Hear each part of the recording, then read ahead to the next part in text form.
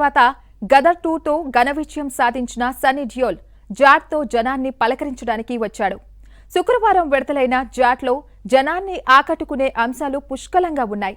ఈ చిత్రాన్ని తెలుగు నిర్మాతలు ఉత్తరాది నిర్మాత సంస్థతో కలిసి నిర్మించడం విశేషం కాగా, మన తెలుగు దర్శకుడు గోపీచంద్ మలినేని ఈ సినిమాతోనే హిందీ చిత్రసీమలో దర్శకునిగా అడుగుపెట్టాడు.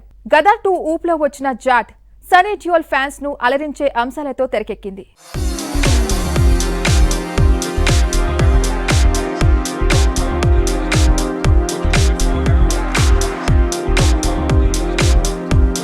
ఇంతకీ కథ ఏమిటంటే, తుంగారానా అతని సోదరుడు సోములు కలిసి అనేక గ్రామాలను భయపెడుతూ తమ గుప్పెట్లో ఉంచుకుంటారు.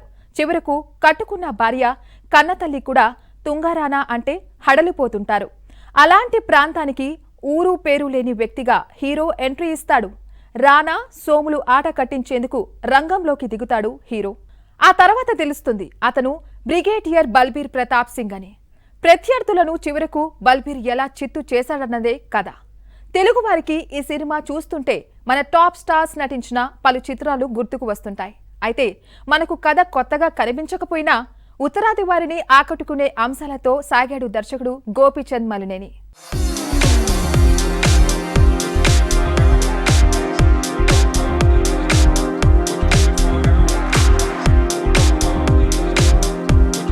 గదర్ సీక్వెల్ గా వచ్చిన గదర్ 2లో ఇంకా తనలో సత్తా తగ్గలేదు అని చాటుకున్నాడు సన్నీ డియోల్.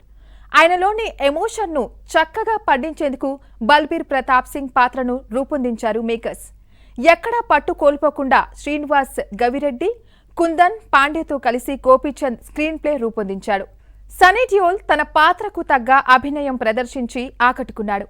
రణదీప్ హుడా, వినీత్ కుమార్ సింగ్ తనదైన నటనతో అలరించారు. సిబిఐ ఆఫీసర్ సత్యమూర్తి పాత్రలో జగపతి బాబు, వసుంధరాగా రమ్యకృష్ణ కనిపించారు. రెజీనా ముద్దుగా బొద్దుగా తలుక్కుమంది.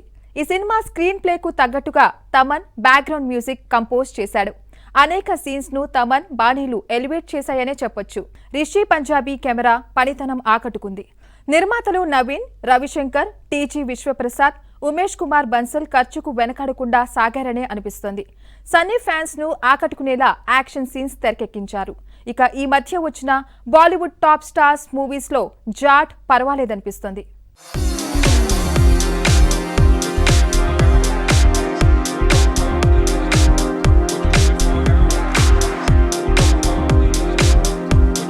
కొద్ది రోజుల క్రితం జనాన్ని పలకరించిన సల్మాన్ ఖాన్ సికిందర్ కూడా సౌత్ డైరెక్టర్ మురుగదాస్ డైరెక్షన్ లోనే రూపొందింది.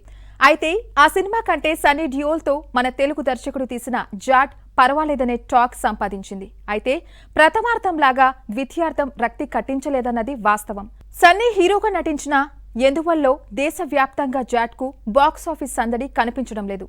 చూద్దాం, వారాంతంలో జాట్ పికప్ అవుతుందేమో.